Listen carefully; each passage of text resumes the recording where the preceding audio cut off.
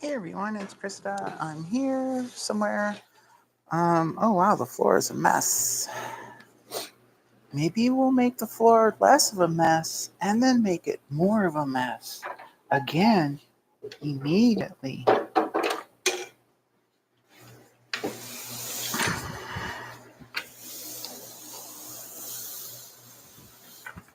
Mostly the thing about the floor is I kind of a little bit of OCD, don't like mess, but also it sucks to roll over these and then they get caught in the casters of my little rolly stool. So we'll do that real quick. Okay. There you are. Here I am. Oh, I should totally. Oh gosh. Share them, folks, if they want, can join in.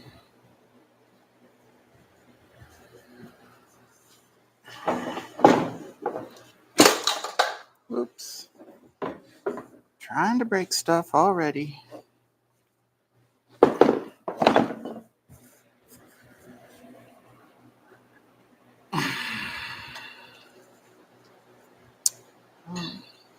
Okay.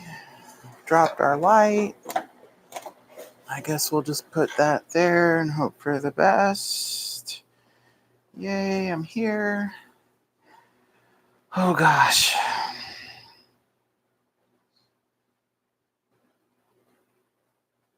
Live right now.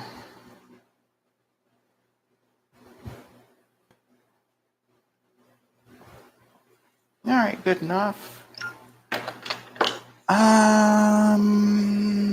So we're doing this tank. This is the hypermotard tank. And so, yeah, we're all about the framing and trying to figure out what the heck, because, like this new camera has such a crazy view.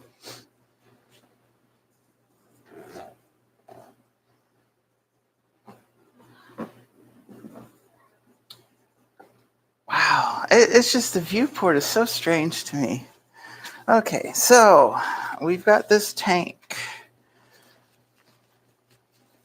It is the 101st of this shaped tank I have molded here in Georgia. So that would mean, wow, I've molded with my own hands 1,100 pounds of these tanks, of just this one. That's kind of crazy. I have done half a ton of this tank. Now that's really crazy. That's crazy talk.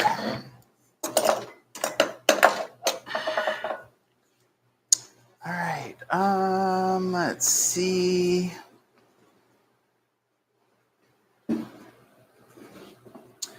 just wish I had a better grasp on how to do this and make it show up. I just don't know why I'm so dumb about it.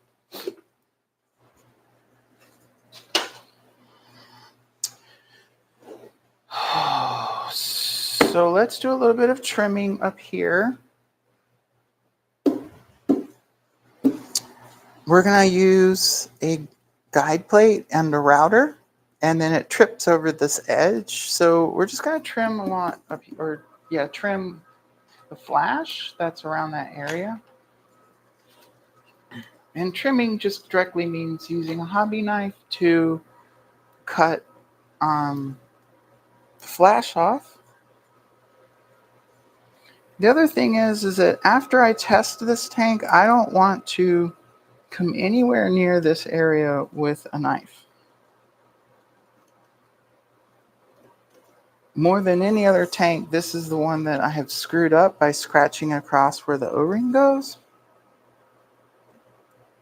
So I kind of am triple extra cautious.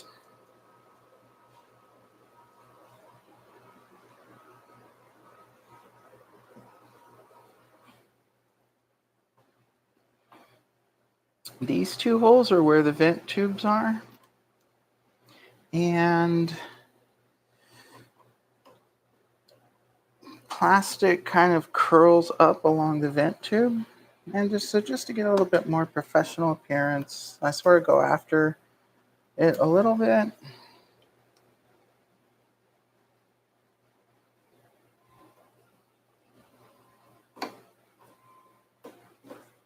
I don't go after this one because we're going to be cutting it out wholesale when we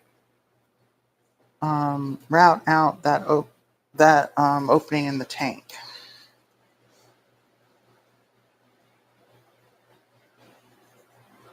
So just inside the brass inserts is where the O-ring goes. We very much maintain careful tool discipline to stay safe.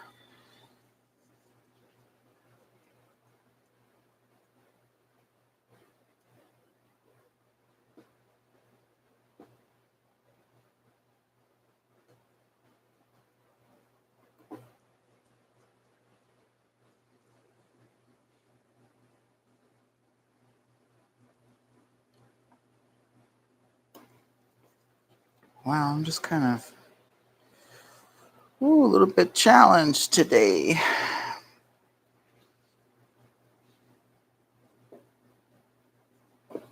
So I've been whining a lot about my meds going off, and it's pretty bad because when my ADHD meds go off, I think differently, I feel things differently, my brain acts differently.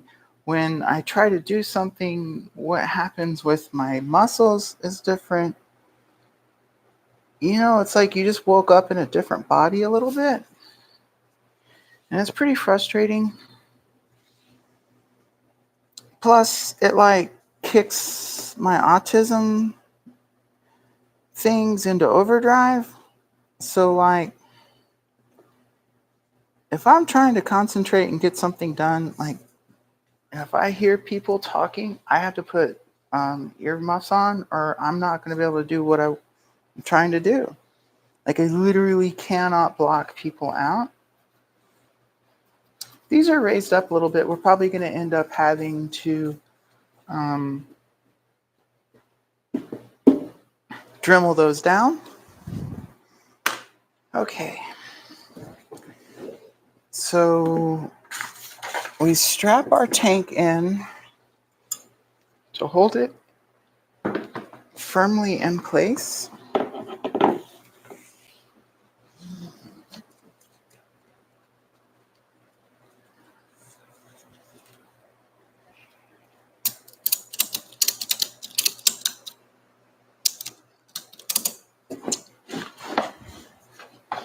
Well, this is just... All right, that works. Put you more towards the middle. All right, we're going to put away the MTT parts kit and grab the one for the hyper.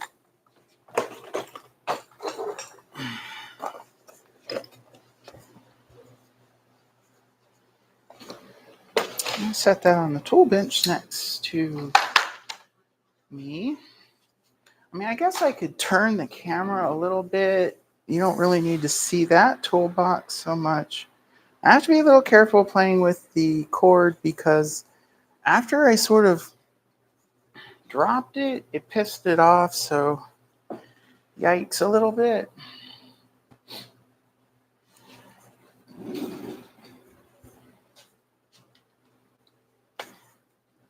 Part of why I went with Team Green at the time was they had this $60 router, and it's perfect for what we want here.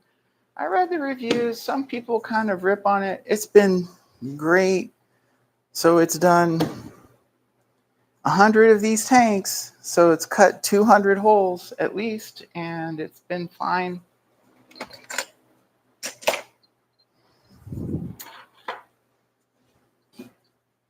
Here's the guide plate. So the shank on the router, I put a little guard on it so that it wouldn't dig into the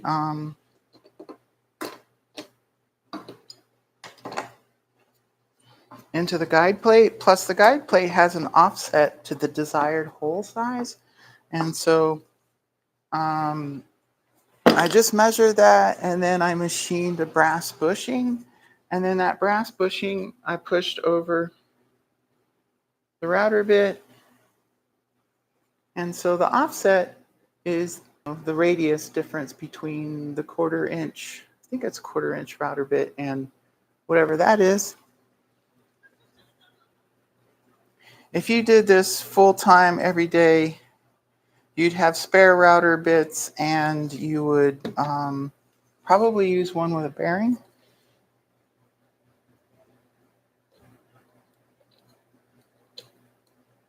And maybe you would do some maintenance, like, I don't know, cutting plastic out of it.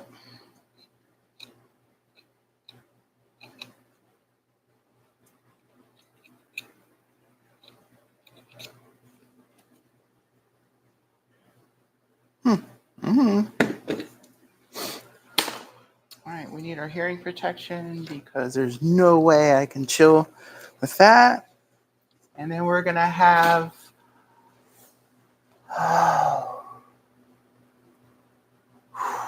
did I have a drink? Okay, and then we're going to have the vacuum running to suck the chips the best we can.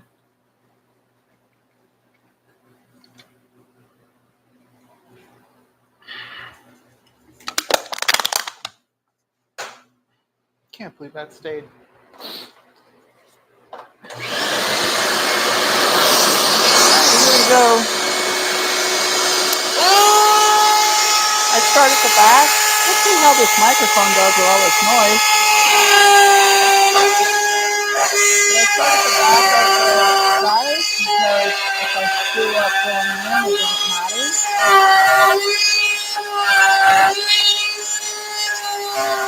I bring the router around this side until the plate cuts off. And I have to kind of work on keeping the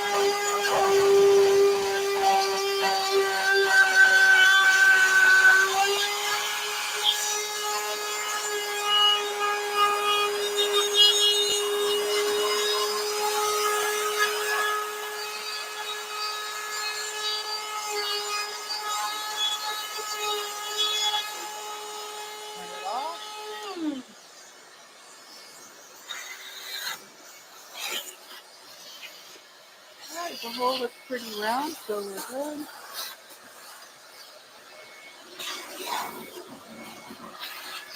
And as usual, there's chips galore.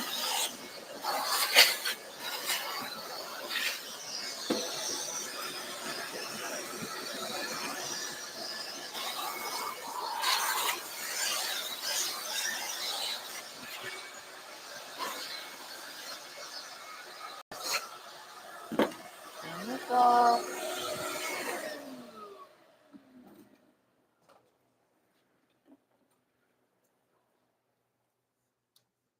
Wow, that's noisy. Okay.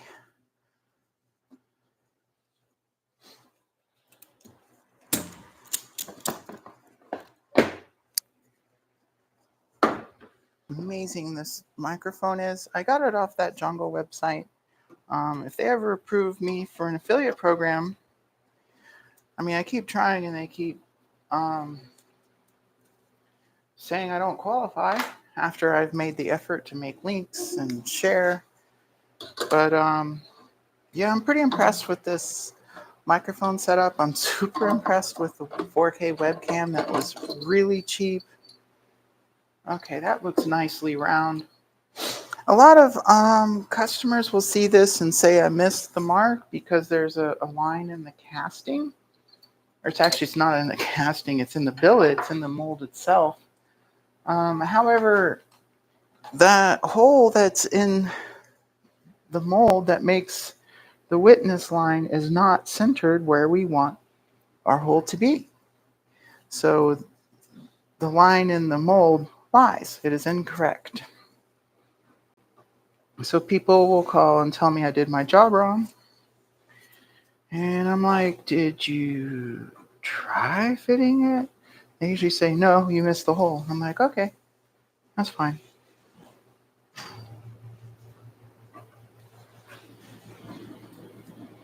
That's fine.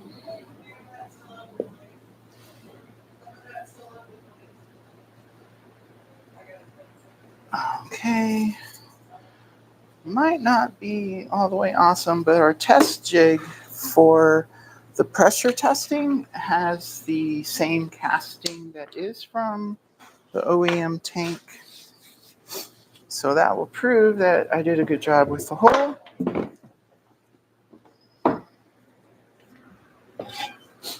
Hey, look, there's a whatever these things are right here. Jack stand? Yeah.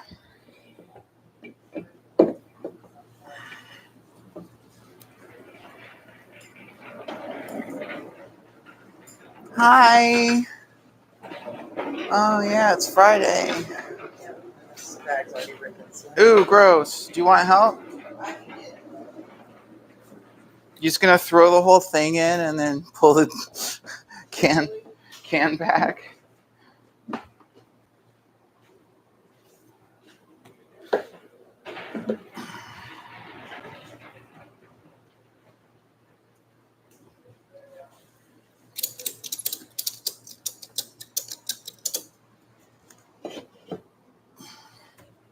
So I used the jack stand to lift up the back of the tank because this is on such an angle that it's easier if I can get it more level to hold the router. So we're going to trim this now a little bit. Can you even see? Yeah, a little bit. All right, you look over my shoulder. See, I'm cheating and watching over here. You can't see probably. No, you can't see the phone. And so same as on the filler, I'm going to do this now. Thanks for doing the trash, Nikki.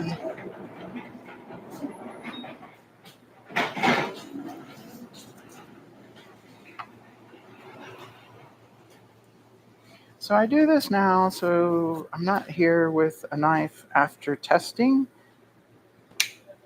Because I tell you, it's been more than a couple times I've screwed up the areas where the O-ring goes, and it makes Krista cry.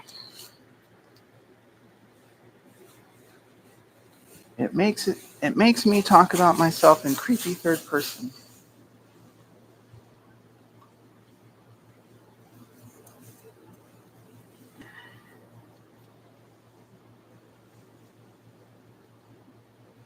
So like near these holes or near the inserts, it's possible sometimes for an air pocket to happen. And I'm just checking with the tip to ensure this air pocket is not intrude to where the O-ring goes. This one has a little bit of a pocket, but it's over laterally, so it is away from where the O-ring goes. So the way the pocket works is it'll trap some air next to the drill bushing that holds the insert. So it's steel, the mold is aluminum, and so the steel bushing shifts in the aluminum and it makes a little pocket. And so that fills up with air, and then it pushes back as the mold cools. And so like you still get full encapsulation of the insert, except for it'll have like one side will come away a little bit, and that's where that pocket is. So it has no effect on the function of the tank whatsoever. Unless, of course, it reaches where the O-ring goes, and then it makes the tank leak, and that's a bad tank. We've had, I think, 2 instances where that's happened. So the short-term fix is we put RTV I rub RTV in the mold next to those inserts and then wipe it up. And with just a little bit trying to start, it shows it's time to do that trick again. That is one of the ways that a tool wears out or ages, is that the steel bushings shift a little bit next to their inserts. Okay, we've got that. We need earmuffs.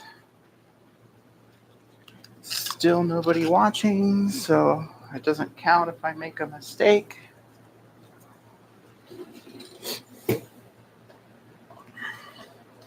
Loud noise. And then more loud noise. So I have to be a little more careful dropping in.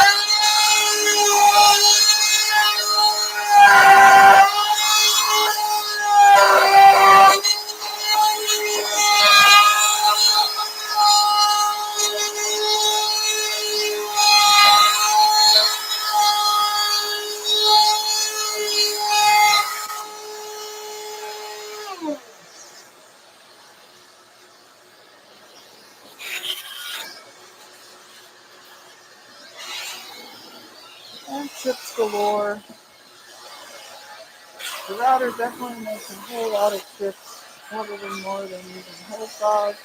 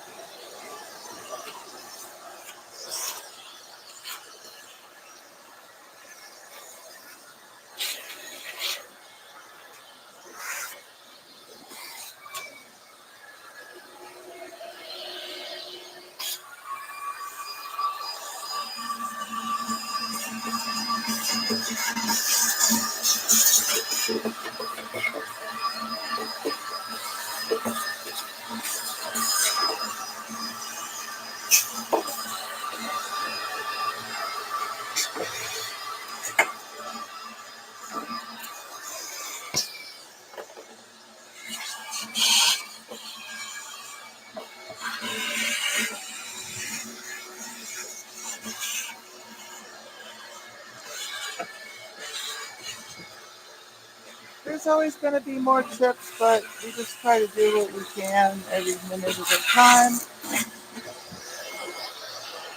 Every chance we're in the plane.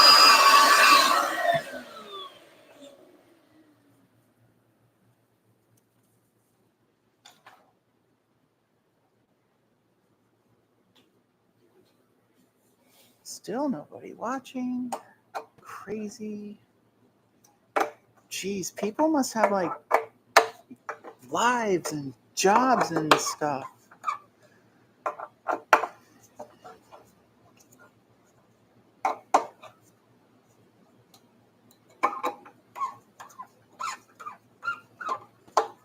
So kind of my little reward for getting this tank done is I'm going to take apart a laser printer.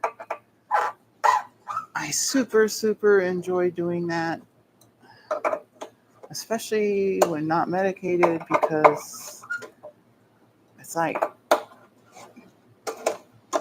constructive and destructive and wrong all at the same time.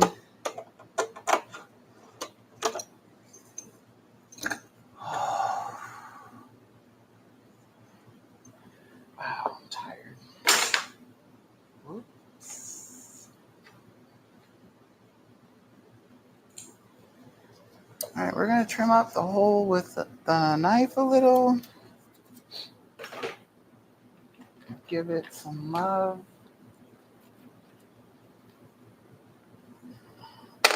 Whenever you go after these tanks, it makes it kind of like look like it's hairy around the edges because the polyethylene is a little gummy.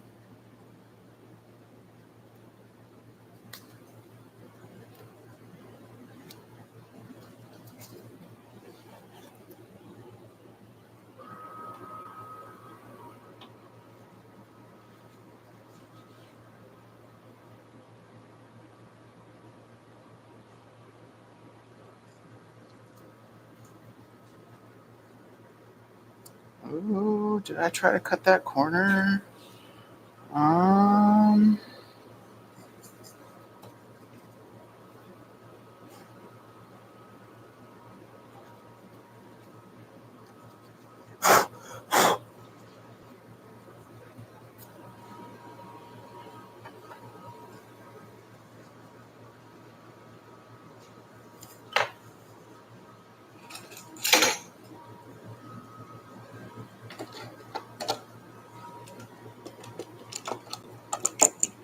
all right, that's got a lot of room. Okay, we're safe. That's the same casting as the stock fuel pump.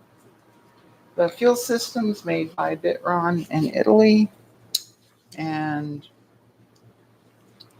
they integrate fuel products for Ducati, Aprilia, KTM, lots of folks.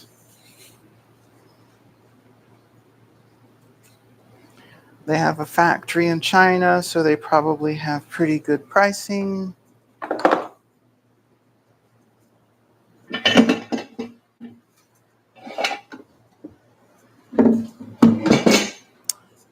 Oh wow, this guy totally ejected already. Normally, the only way to get things out of the tank is to go out the back end. I guess now we need to move further away. How are you supposed to see it and me?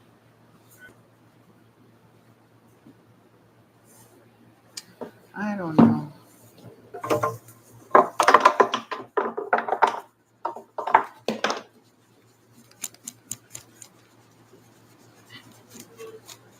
See ya. Have a great weekend. Bye.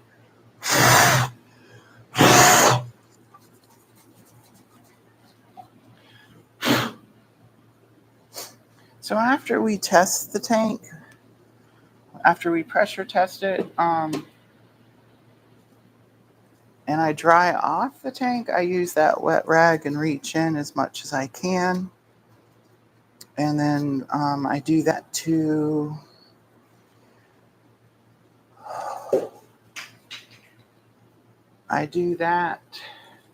help grab more chips because a wet rag resists static electricity a little better.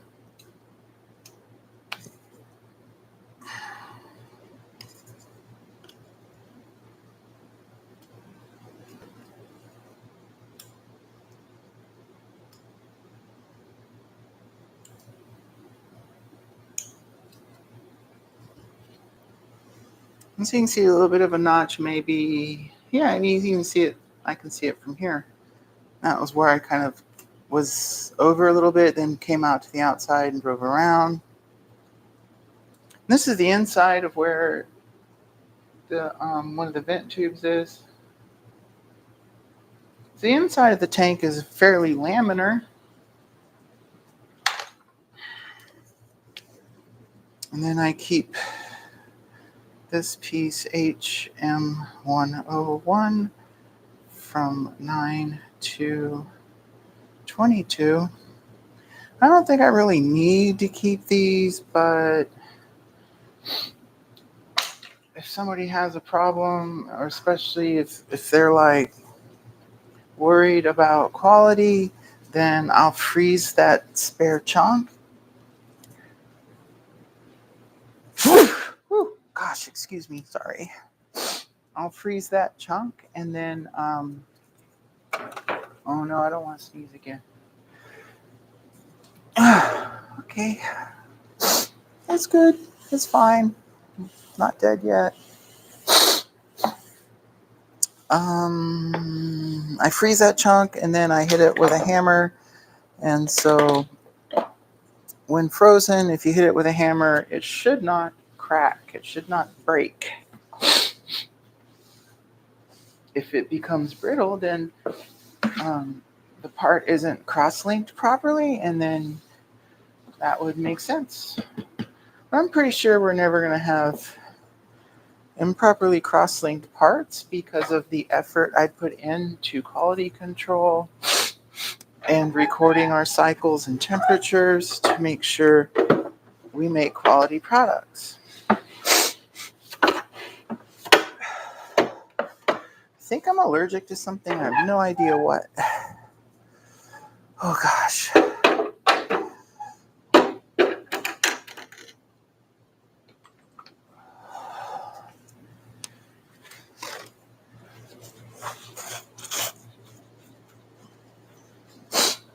right, let's get our tank back.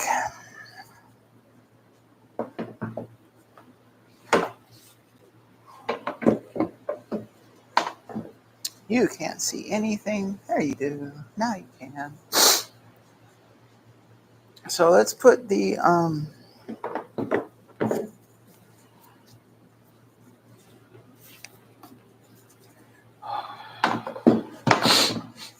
block off plate back here.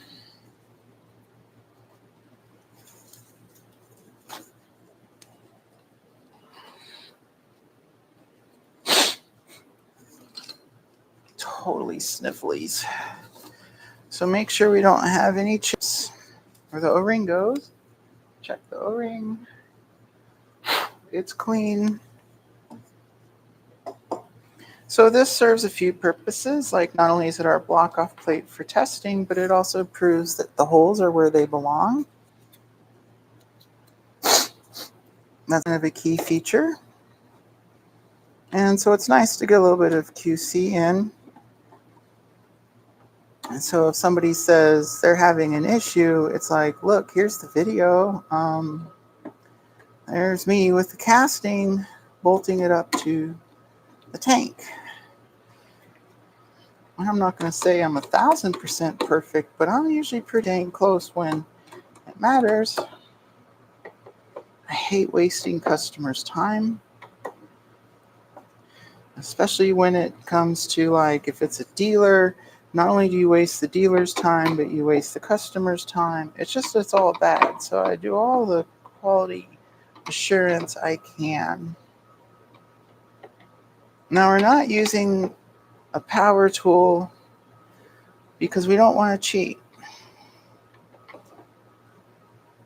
Like, if tightening it too much versus a little makes a difference between it leaking, I'd rather it leak and know.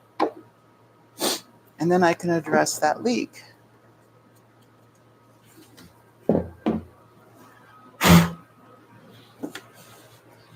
Anytime these leak, it's a function of raised up inserts around openings.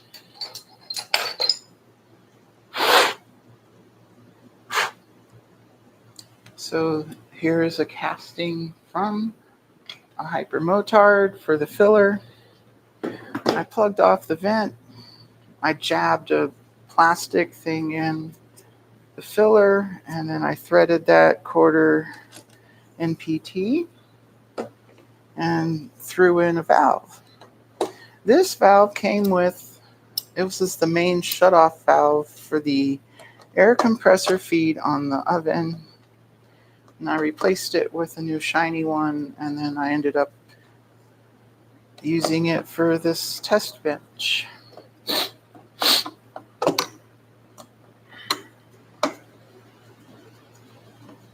I think I swapped it out because I had a larger fitting, so I went ahead with a larger shutoff valve, and rather than have reducers and restrictions, just get a new piece.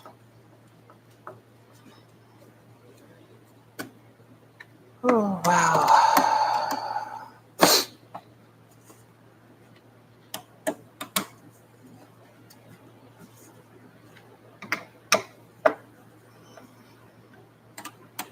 And it's so crazy on these tanks because you can't tell when one is going to leak or not by just looking.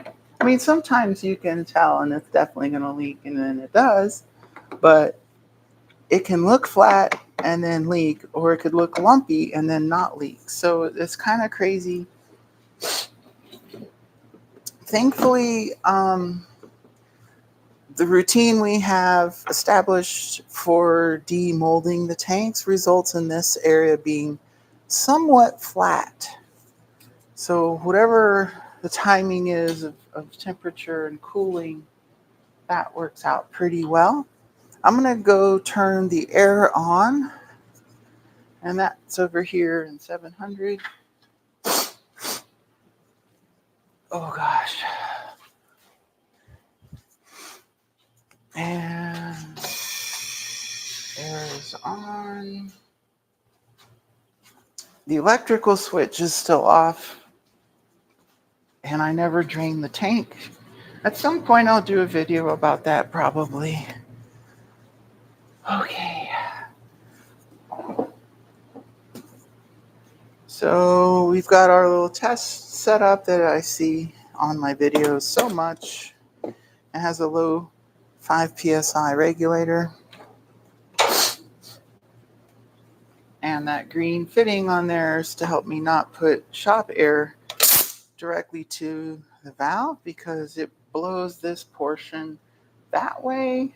So this little bit right here, one of these blew sideways and it hit the ceiling. That happens at about 20 psi, so we don't do that. The pressure is building.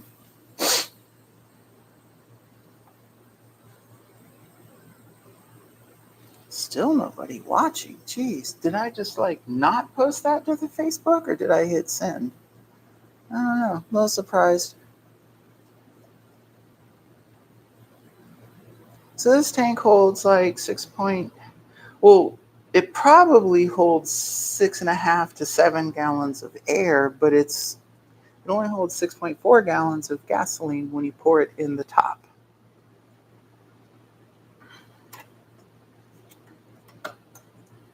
Close the valve. All right.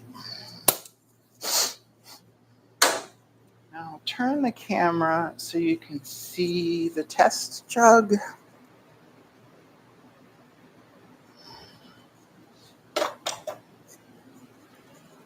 Do we want to run the angle up, maybe?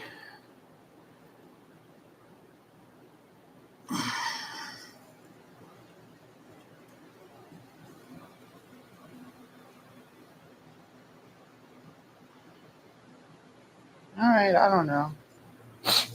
So this is full of water. I occasionally change it if it starts to stink. All it does is get tanks dumped in it.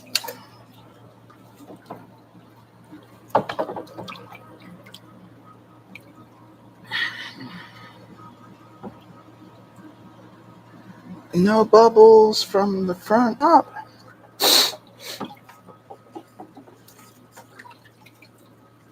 Oh gosh.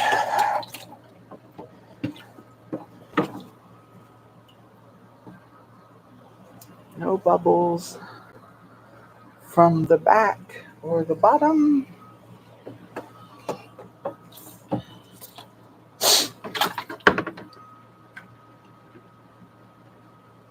For a brief moment, this mold had a hole in it. There was a pinhole in the mold, and it allowed a leak to occur sometimes. And that would happen right near this. Oh, you can't see. I need to move you back. Wow, I'm tired.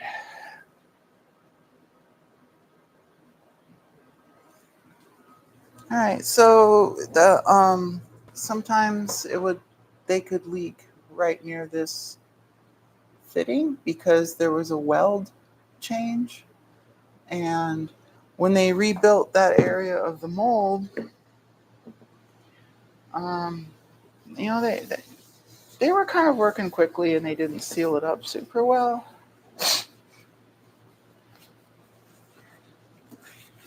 Wow. As usual, you can see me or what I'm doing. It would help if I wasn't so freaking tall, maybe. If I was like stumpier, maybe that would be better. I would just kneel, but I'll never get back up off the floor. Can we try this angle? Let's make you even taller still.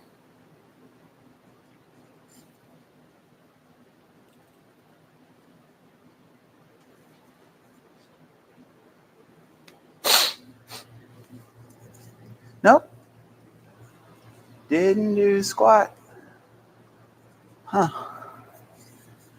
Because if I go closer, then you're not going to see what I'm doing, and then you can see me. Oh, what if I go sideways? Does that work? That might end up working. Well, I don't know. Why not? I mean, I kind of give up.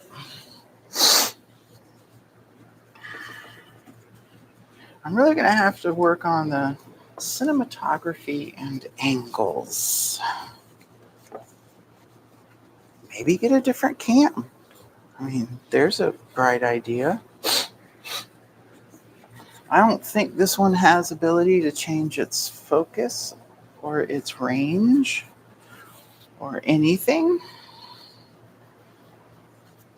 Of course, that's probably a function of the crappy software.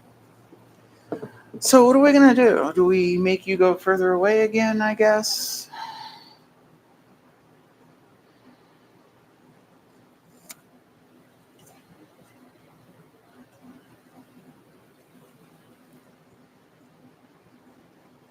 Raise you up super high, super far away. Wow, that's just crazy. Crazy talk. I don't know. Geez, wow. All right, so we need a power tool because I'm out of energy. So this tank passed its pressure test, which is great.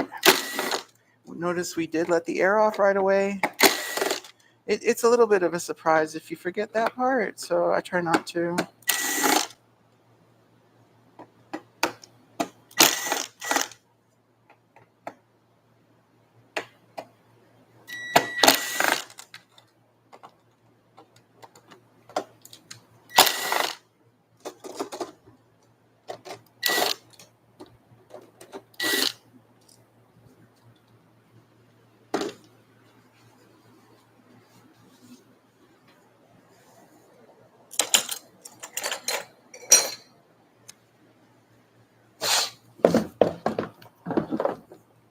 And apologies for the sniffles. Don't know what's up with that.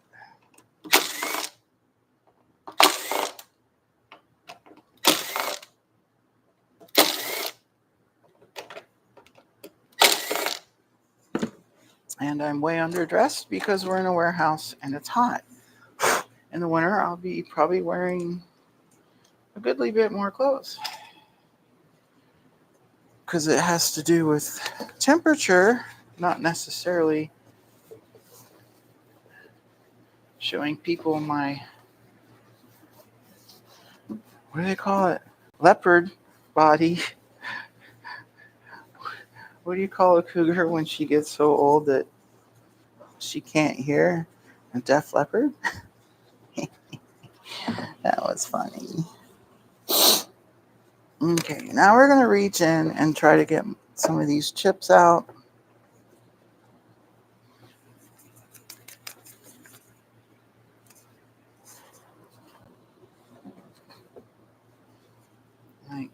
I don't know. Can I show this? Yeah, you can see that. So lots of chips. There's always more. Don't know what it is of these damn tanks, but so many chips. So we kind of do this. I'm going to bang it, so it's going to be loud.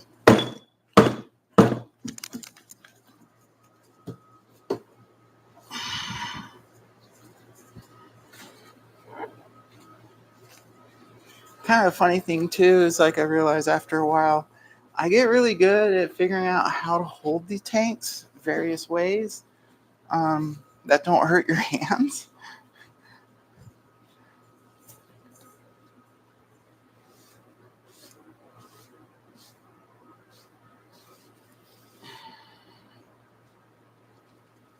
All right, let's do a little bit of vacuum to get these chips out. It really is about chip, chip, chip, chip.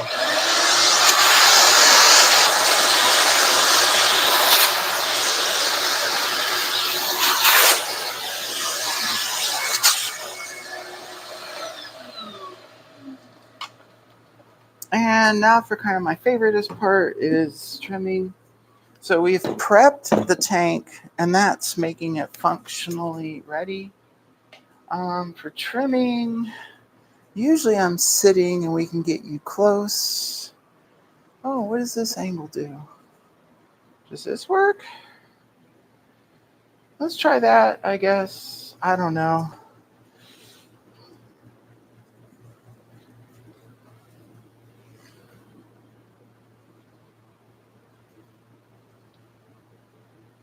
The camera's at kind of a goofy angle. All right, that's fine. Who cares, right? Put this away.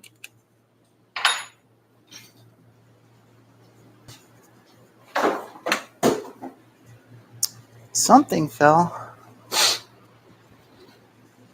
Oh, nope, this angle doesn't really work. Probably what I'll do is bring you down to my level and you can kind of stare across the tank at me.